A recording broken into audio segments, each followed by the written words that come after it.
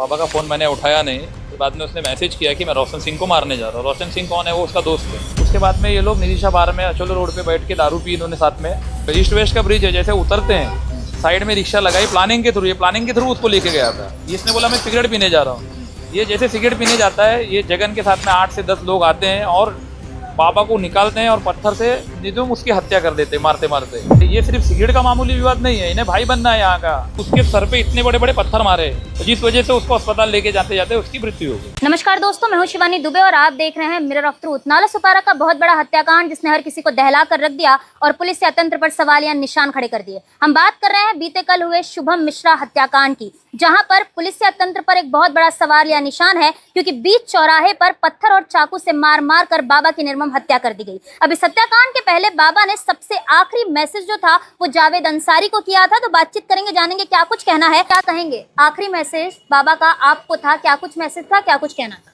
बाबा का फ़ोन आ रहा था कंटिन्यूस मुझे, तो बाबा का फ़ोन मैंने उठाया नहीं। फिर बाद में उसने मैसेज किया कि मैं रोशन सिंह को मारने जा रहा हूँ। रोशन सिंह कौन है? वो उसका दोस्त है। पहले भी हमारा भी दोस्त था, फिर बाद में कुछ कारणों ऐसा हमारे से उसकी दोस्ती नहीं रही। कुछ दिन पहले क्या हुआ था, सिगरेट को लेके कुछ झगड़ा हुआ था, जिन्होंने उस पर अटैक किया है जगन और भिक्षु ने। तो ये सिगरेट को लेके इनका मैटर हुआ था कहाँ, ये बोरी कॉलोनी अचोलो रोड पे। केस ऑफ क्रॉस केस भी हुआ था। उसके बाद में इन लोगों ने अचोले पुलिस स्टेशन में घुस के उसको धमकी वगैरह भी दी थी। तो उसने कंप्लेंट भी हुई थी, पर पुलिस ने कोई एक्शन लिया नहीं। फिर कल वो मुझे कंटिन्यूस फोन कर रहा था। उसके बाद में मैंने उसका फोन नहीं उठा, तो उसने मैसेज किया कि मैं रोशन सिंह को मारने जा रहा हूँ। उसके बाद में ये लोग निरीशा बार में अचोलो रोड पे बैठ के दारू पी इन्होंने साथ में। उसके बाद में रोशन ने इसके साथ में बाबा के साथ में, जो बाबा के साथ वाले थे, उनको अपने दिमाग से उनके घर भेज दिया और रोशन को अकेले रिक्शे में, और रोशन के बाबा के साथ में एक और उसका दोस्त था अंकित पांडे करके, उसको लेके चला गया। और रिक्शा स्टैंड, ये जो ईस्ट वेस्ट का ब्रिज है, जैसे उतरते हैं साइड में रिक्शा लगाई प्लानिंग के थ्रू, ये प्लानिंग के थ्रू उसको लेके गया था। जैसे रिक्शा लगाई इसने बोला मैं सिगरेट पीने जा रहा हूँ। ये जैसे सिगरेट पीने जाता है, ये जगन के साथ में 8 से 10 लोग आते हैं और बाबा को निकालते हैं और पत्थर से निर्दयी उसकी हत्या कर देते हैं, मारते मारते। अच्छा, आपने कहा कि रोशन और बाबा का पहले से ही कुछ आपसी विवाद चल रहा था कई महीनों से। तो ऐसे में अगर ये विवाद चल रहा था और बाबा का ये मैसेज था कि मैं रोशन को मारने जा रहा हूँ, तो ये रोशन से मिला क्यों और वहां पर बैठकर इस तरीके की घटना कैसे हुई? बातचीत कैसे हुई? रोशन इसका पुराना दोस्त है, इनके झगड़े लड़ाई चलते रहते हैं। उसके बाद में रोशन ने हाथ जोड़ा, माफी मांगा कि अपन दोस्त है, अपन झगड़ा नहीं करेंगे आपस में। बहला फुसला के उसे बाहर में लेके गया। इन लोगों ने शराब पी।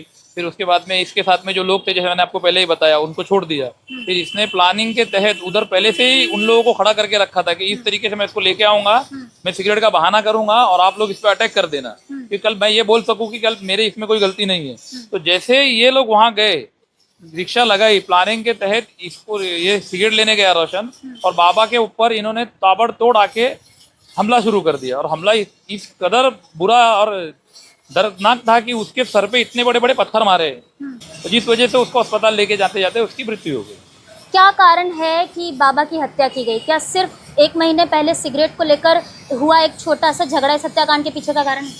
इस हत्याकांड के पीछे का कारण ये है कि ये एक ग्रुप है, ये चरस गांजा वगैरह बेचते हैं। इनके खिलाफ हम लोग हमेशा आवाज़ उठाते हैं, तो बाबा भी इसके खिलाफ हमेशा आवाज़ उठाता था। इसमें लालू, अजय मिश्रा, जगन, इनका फोटो में मैं आपको देता हूँ, ये साथ में मिला के इनका एक रैकेट है। ये गैंग, ये इनके ऊपर गैंग तड़ीपार किया गया था इनको।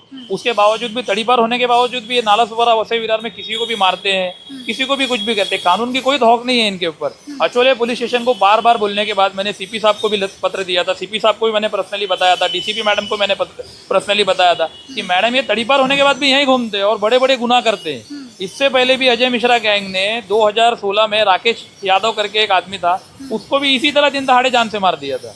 उसके बाद में इनकी जमानत नहीं हुई थी, कई साल ये अंदर रहे थे। कोविड में इनको कोविड बेल मिली थी। तुलिंज पुलिस स्टेशन ने, मैंने कई बार बताया तुलिंज पुलिस स्टेशन को, डीसीपी मैडम को, कि मैडम इसकी पैरोल कैंसिल करने के लिए आप कोर्ट में एप्लीकेशन डालिए, ये गुनाह पे गुनाह करते जा रहा है। तो किसी ने कोई संज्ञान नहीं लिया और ना आज तक कुछ लिया। पुलिस संज्ञान में नहीं ले रही है, क्या लगता है? ये तो मुझे समझ में नहीं आता क्यों नहीं ले रही है। इतनी मेहरबान अजय मिश्रा गैंग और ये इन लोगों पे पुलिस क्यों है, अचोले पुलिस, मैं नहीं जानता। सीधा सवाल कि बाबा के हत्या के पीछे जगन गैंग है, अजय गैंग है, या कोई और है, या सिर्फ ये सिगरेट का छोटा सा झगड़ा इतना निर्मम हत्याकांड का रूप नहीं लेगा? तो क्या कारण है? मैडम, अजय मिश्रा गैंग को यहाँ का बहुत बड़ा भाई बनना है। अजय मिश्रा गैंग यानी जगन गैंग, ये अजय मिश्रा के गुर्गे हैं ये। अच्छा। ये इनका सरगना यही है अजय मिश्रा।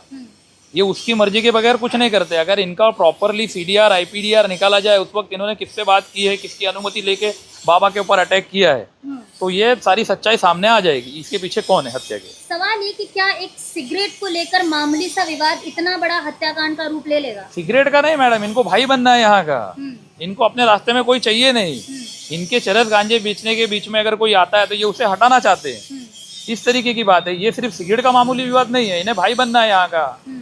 इस तरीके से उसकी हत्या की गई है। अच्छा, आपने बोला कि पुलिस अक्सर इनको इग्नोर करती है, इन पर मामले दर्ज नहीं करती है और ये लोग खुलेआम बेखौफ तरीके से आपराधिक गतिविधि को अंजाम देते हैं। तो क्या लगता है बाबा की जिस तरीके से हत्या की गई उसके बाद भी पुलिस क्या सही रूप से गिरफ्तारी करेगी, सही रूप से चार्जशीट दाखिल करेगी कि बाबा को न्याय मिले, या इसी तरीके से सबको पता है कि हफ्ता वसूली में यहाँ का पुलिस प्रशासन लिप्त है, तो हफ्ता वसूली तले ये पूरा मामला दब जाएगा या सीधे तौर पर कार्रवाई होगी? अब तक तो नाला सुपारा ईस्ट की पुलिस थी जो अब तक ये सब हो रहा था, जो ये इनके ऊपर इग्नोर कर रही थी, इनको नहीं पकड़ रही थी या उन्हें गुनाह दाखिल नहीं कर रही थी। अब ये पुलिस स्टेशन का मामला है नाला सुपारा वेस्ट का। अब ये देखना होगा कि नाला सुपारा पुलिस स्टेशन किस तरीके से इनके ऊपर कार्रवाई करती है और इन्हें किस तरीके से अरेस्ट करती है। बाबा आपका आदमी था? आदमी नहीं था, मेरा दोस्त था। आपका दोस्त था। आपने कहा कि आपने CP, DCP, ACP सबसे पत्र व्यवहार किया, तो ऐसे में नाला सुपारा पश्चिम पुलिस क्या कर रही है? अब देखो, अगर ये भी नहीं करेगी तो फिर हमें ऊपर दरवाजा खटखटाना पड़ेगा। DGP साहब से बात करनी पड़ेगी भी नए CP आए हैं कौशिक सर, उनसे मैं पर्सनली मिलूंगा जाकर, उनको बताऊंगा इस तरीके की घटना यहाँ पे चल रही है।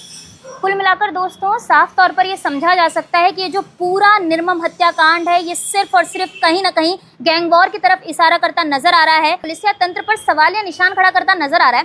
कारण ये है कि यहाँ की पुलिस कहीं ना कहीं जो अपराध है उसमें बढ़ावा देती नजर आती है, अपराधियों को सही तरीके से कार्रवाई नहीं करती। मामले दर्ज होना, आरोपी का गिरफ्तार होना, उसका जेल जाना, फिर वापस से बेल लेकर बाहर आना, आज जेल कल बेल, फिर वही पुराना खेल यहाँ की पुलिस प्रशासन की नाक के नीचे चलता रहता है। एक के बाद एक हत्याएं होती रहती हैं। यहाँ पर पुलिसिया तंत्र एक तरीके से कटघरे में खड़ा है और जिस तरीके से ये जो पूरा हत्याकांड सामने आया है ये नाला सुपारा वसई विरार की पुलिस का सबसे बड़ा फेलियर है। अब देखना ये होगा कि ये जो पूरे हत्याकांड में जितने भी लोग शामिल हैं पुलिस उनको गिरफ्तार करती है या फिर ऐसे तरीके से कार्रवाई करती नजर आती है कि पूरा मामला जो है वो ठंडे बस्ते में चल जाए। इस पूरे हत्याकांड में एक जो नाम लगातार सामने आ रहा है वो नाम है भिक्षु का। अब आपको बता देंगे जो भिक्षु नामक आरोपी है ये ऐसा आदतन अपराधी है जिस पर पुलिस कभी शिकस्त नहीं देती। हमारे सूत्र ये कहते हैं कि ये अक्सर आकर पुलिस को सिर्फ सरेंडर करता है और पुलिस ये दिखाती है कि हमने तो इसे गिरफ्तार किया। हालांकि हम इसकी आधिकारिक तौर पर पुष्टि नहीं करते, लेकिन पुलिसिया तंत्र की कार्यप्रणाली, अपराधियों से उनका मेलजोल और नाला सुपारा वसई विरार में लगातार बढ़ता अपराध का ग्राफ इस बात का सबूत है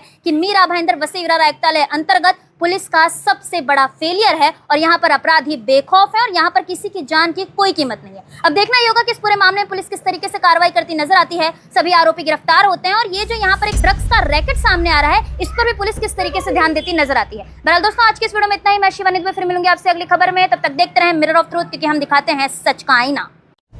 ऐसी ही और खबरें देखने के लिए बने रहे हमारे साथ और सब्सक्राइब करें मिरर ऑफ ट्रूथ। वीडियो पसंद आने पर लाइक, कमेंट, शेयर जरूर करें।